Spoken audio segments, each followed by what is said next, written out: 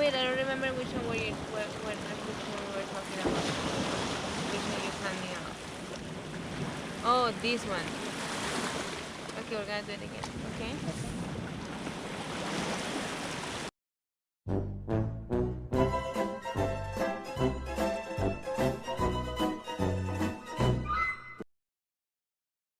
Hi everybody, this is Nelly. And me. And we're here to talk about the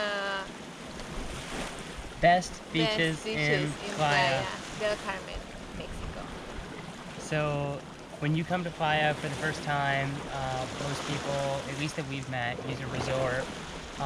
And then if you don't use a resort and you have a hotel, most people only realize that they can go to the main beach. Or the beach is right in front of the hotel. Which is the main beach. Yeah. So it's the main beach, but it's packed all the time. It's always super busy.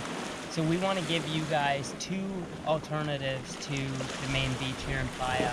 And they're not really secrets, but they are kind of hidden from tourists to some extent.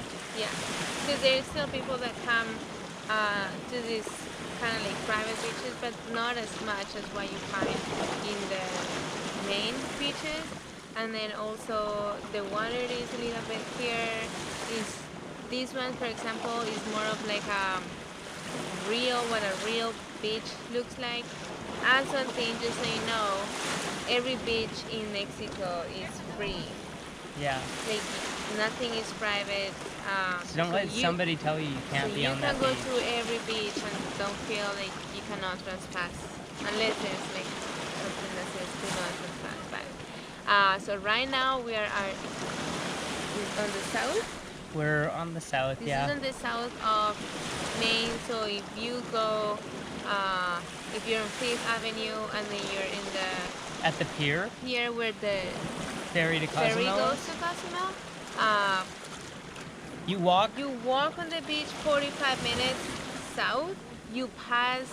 So you walk for 30 minutes. Yeah. You're gonna pass a bunch of houses or rental properties, and then you walk for like 15 to 20 more minutes, and you're gonna start to pass a lot of resorts. And when you get past those resorts, you're gonna see other resorts being built, but you're also gonna see that the beach starts to clear up and there starts to be less and less people, and it starts to look really forested. And you see, forest at the end, and that's where you wanna make it. And that will be almost like another 15 minutes from when the resort stopped. And then there's like a lot of these little beaches created by these like rocks. So you can choose honestly where to stay. Right now there's only like 5 people with us compared to like what's in the main. This is amazing. Absolutely. So this is like probably the closest thing to what a real beach in Playa and on the Yucatan Peninsula would look like.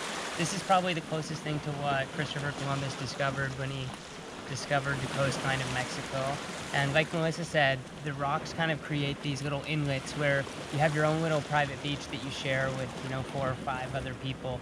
And they're just kind of little outcroppings throughout the whole thing. The water here is ridiculously clear. It's super cool. And there's not a lot of stuff washed up. And one thing that we ask of you guys is to bring out whatever you bring in with you. So don't leave garbage, don't leave cans, because it is super clean here. And the only garbage that we can find here is garbage that's been washed up on shore. Yeah, and there is, just because it's so far from tourists and everything, there is no garbage, like actual... No bathrooms. Bathrooms, nothing. So no food, you no bring water. Food to eat and sandwiches and things which like we that. recommend. Yeah, because it's a long walk.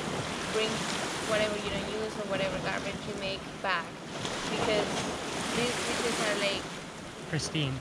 Yeah, and they're worth to keep like how clean they are. So that's our #1 recommendation. We is love to go it. south. The only downside is that you do have to walk 45 minutes. There and back. That is worth it. It's worth it. Yeah.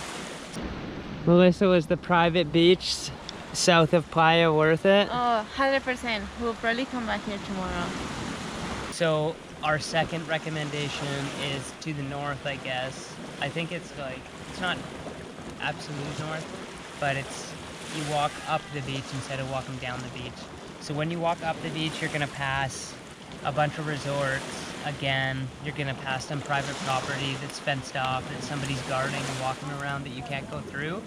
And you're gonna get to kind of an outcropping that starts to jut out. Right before that is a natural cenote, so freshwater inlet that's piping up from the ground, and that mixes with the ocean water. It's ridiculously clear, but also it is full of locals. So you will be able to have somebody selling you stuff. If you go there early enough, you will be able to find your own space. And then also when we went there, it was almost like maybe 3 o'clock or so. There was a lot of people, but you still have your own space. Like, people are doing their thing, and like what we said is local, so they're just like hanging out. But it's a really nice spot to go check it out. Absolutely. So one thing that we recommend is like either be there before 11 a.m. or after 6 p.m. because 11 a.m. to 6 p.m. is kind of where a lot of what we found is the Mexicans take their families. Yeah. So if you want more exclusivity, like more of a private beach to yourself and a cenote, then you need to work around those hours. But also, that being said, that kind of helps you plan when you want to go too. That's the second option that we've went and checked out. We're here. We made it. But we're gonna check it out and let you guys know if it's worth all the hype. And then, like, this is the fresh water. And we're gonna walk up it and let you know if it's worth it or if it's worth it to stop somewhere a little earlier on the beach. Just before, yeah. A third option that we haven't checked out yet, that we may check out, is you go to that same spot that we just mentioned, that cenote, and you actually walk past it for about 9 kilometers. So it's 9 kilometers out there, but then you also have to walk 9 kilometers back. Yeah. So depending on how much energy you have, and if you packed a lunch, or if you have food and water and sunscreen and clothes and a hat, all really dictate whether or not you should go or not. Yeah, it depends how tired you are too, because you're walking on sand, and it gets tired after a while. So, but you know what? Once you make it to these places, it's just so much worth it. It's worth it. Yeah. Anything? And that's when you can cut it. You think this is a joke?